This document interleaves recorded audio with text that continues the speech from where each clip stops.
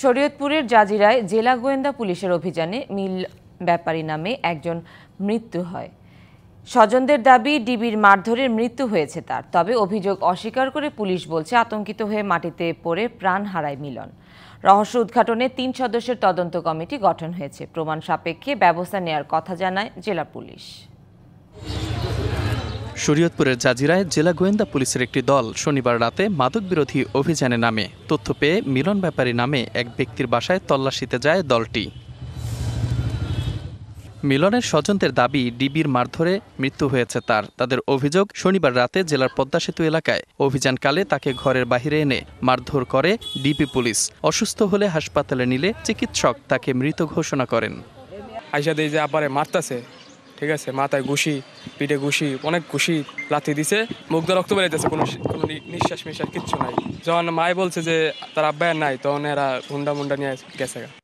Colour expert, George sap এবং mild on hands technology সমৃদ্ধ Orix crystal wash. আপনার ওরা আমি টেবিলের নিচে দেখি যে এভাবে মরিয়া রক্ত মুখ দিয়ে উঠতে এভাবে আছে। আমার স্বামী হত্যার বিচার চাই। চিকিৎসক জানিয়েছেন ময়নাতদন্তের ফলাফলে জানা যাবে মৃত্যুর আসল কারণ। এই ডেড বডিটাকে আমরা পরীক্ষা নিরীক্ষা করে এবং ভিসারা আমরা পাঠানো হয়েছে। ভিসারা রিপোর্ট আসার পরে আমরা সেটাকে বলতে পারবো যে আসলে মৃত্যুর কারণ কি। তবে অভিযোগ অস্বীকারের পাশাপাশি পুলিশের দাবি আতঙ্কিত হয়ে মাটিতে পড়ে মৃত্যু হয়েছে তার। এ ঘটনায় ৩ সদস্যের তদন্ত কমিটি গঠন করেছে শরীয়তপুর জেলা পুলিশ।